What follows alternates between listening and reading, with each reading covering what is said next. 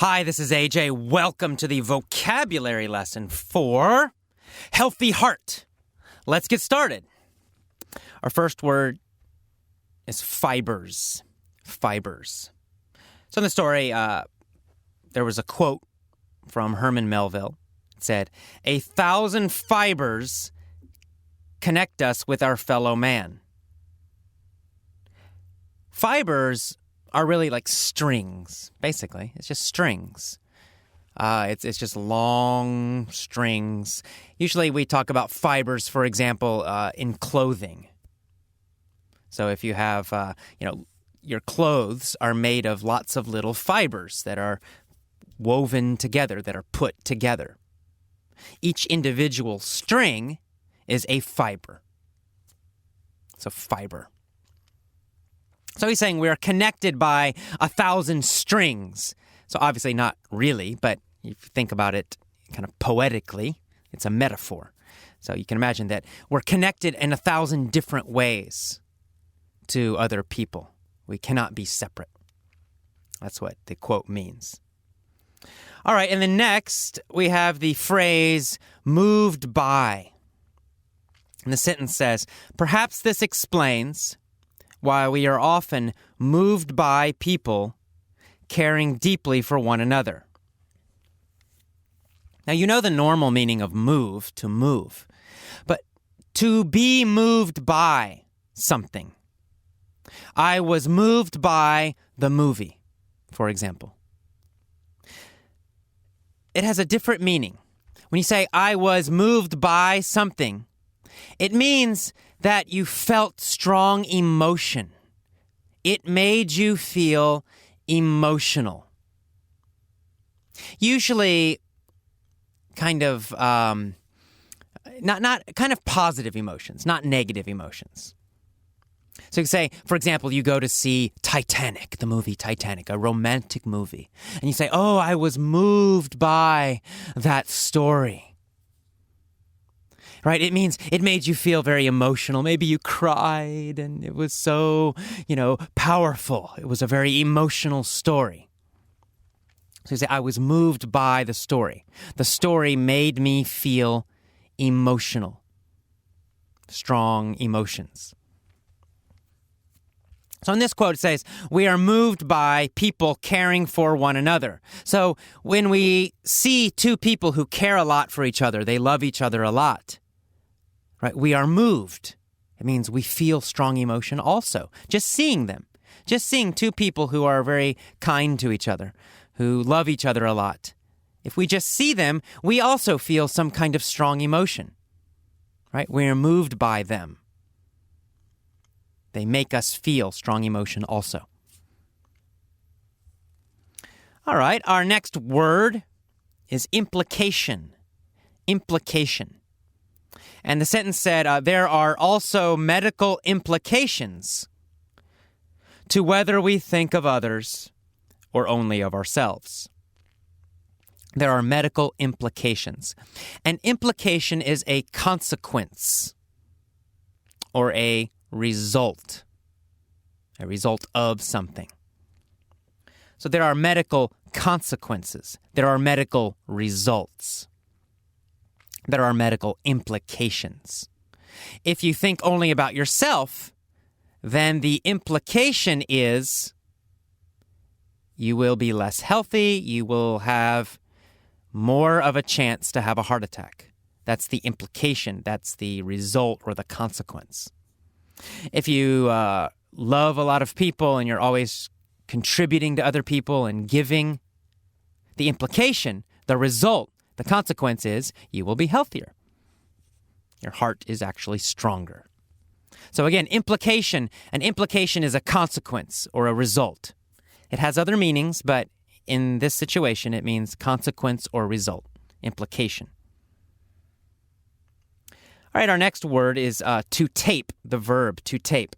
It said, Dr. Sherwitz taped the conversations of 600 men.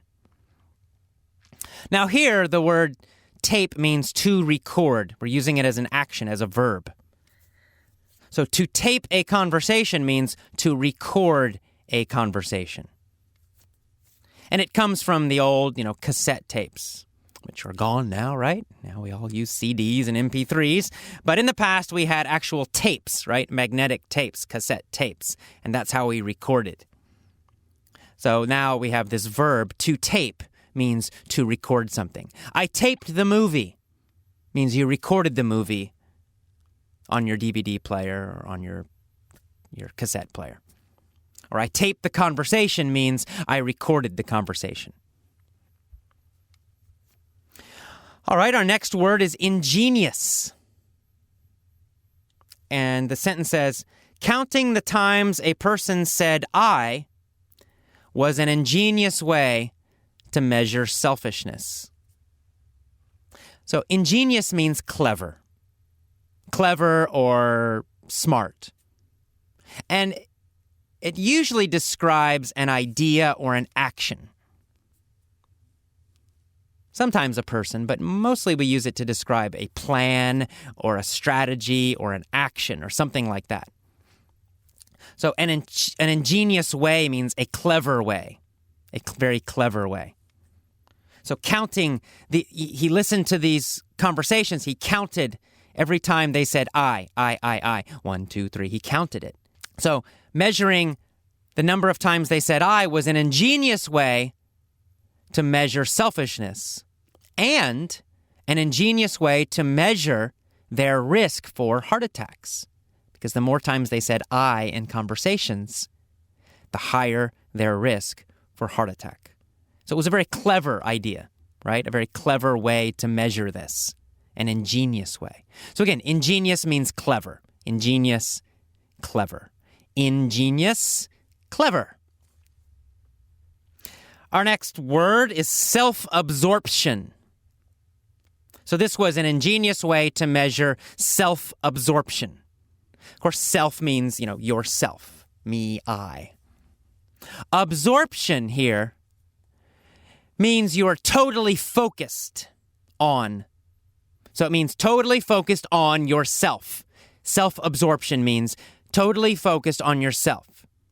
Self-absorption means thinking only about yourself. So this is the noun. The adjective is self-absorbed. You say, he is so self-absorbed. It means he only thinks about himself. All day, he is thinking only about himself. He never thinks about other people or other things, only about himself. Self-absorption or self-absorbed. Again, the adjective is self-absorbed. He is self-absorbed. She is self-absorbed. Very similar to selfish. Selfish. So self-absorbed, again, means thinking about yourself all the time. Next, we have the word sound. Sound. You probably know the common meaning of sound. It means like noise, something you hear. But in this situation, it has a very different meaning. Here's the sentence. It says, this is sound medical advice. Caring about other people is sound medical advice. Here, the word sound means good. Good. This is good medical advice. This is reliable medical advice. So sometimes sound can be used as an adjective. And sound means reliable, good, strong. You can say, his health is very sound. It means his health is good. His health is reliable, strong, and good. There's nothing wrong with his health. So again, sound, as an adjective, sound can mean strong, good. Strong, good, reliable. Sound. All right, our next word is conspicuously or conspicuous. Conspicuously describes an action.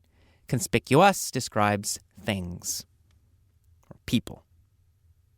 So again, he's talking about competition. He says, in Western society, we have become highly competitive. And you see this most conspicuously in sports. Conspicuous or conspicuously means obviously. Obviously. It means very easy to see. It's not hidden. It's the opposite of hidden. So conspicuous is the adjective. So if something is conspicuous, it means it stands out. It means you see it immediately. For example, if we have a room, 30 people in a room. 30 people, 29 people are wearing black. Black shirts, black pants. Right? Everybody's wearing black shirts and black pants. But one person is wearing a pink shirt and pink pants. The person wearing pink is very conspicuous.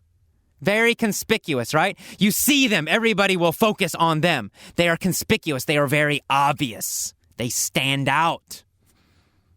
They're not hidden. So it's the opposite of hidden, right? They stand out. Oh, you immediately notice the person in pink because everybody else is wearing black. That's conspicuous. So he's saying that we see competition, hyper-competitiveness in sports. It's very obvious in sports, right? It's not hidden. Everyone can see. Athletes are very, very, very competitive. It's conspicuous. It's obvious. And that word hyper-competitive, hyper just means very, very, very. It means super. So hyper-competitive means very, very competitive, super competitive. Hyperactive means very, very, very active, super active, lots and lots of energy. Sometimes I'm hyperactive. So again, hyper means just very. You can hyper, and then you have an adjective. Hyperactive, hyper-competitive, whatever. And finally, we have one more little phrase, and that is to lose touch with. To lose touch with something. And he says that when we become hyper-competitive, when we're very competitive, we're trying to win, we can lose touch with honor, decency, and sportsmanship. To lose touch with something means to lose your connection with it, or to forget it, or just to lose it. So if you lose touch with honor, it means you forget honor. You forget about honor. You don't have honor anymore. So he's saying, now we see some athletes, they're so competitive, they're always trying to win so much, they're not honorable. They kind of cheat. Maybe they use some kind of drugs to make their body stronger so they can win more easily. Or maybe they cheat with the rules like you see in soccer or football. You know, they fall down, they pretend they're hurt, so they get a penalty. You know, we see it all the time in all sports now, that many athletes now have lost touch with honor. They're not honorable anymore. They have forgotten honor. So they lost touch with honor because they're too competitive now. So that's what it means. To lose touch with something means you forget it or you lose your connection. You can also lose touch with a person. You say, wow, I lost touch with John.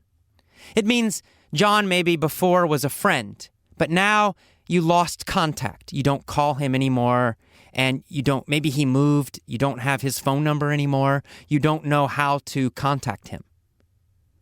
So you lost touch with him. You've stopped communicating with him. You can't find him anymore. Okay, so that's to lose touch with. And that's our last phrase for the vocabulary lesson. So listen to this a few times, get the general meaning of these words, and then move on to the mini story lesson, which of course is our favorite lesson. All right, I will see you next time. Bye-bye.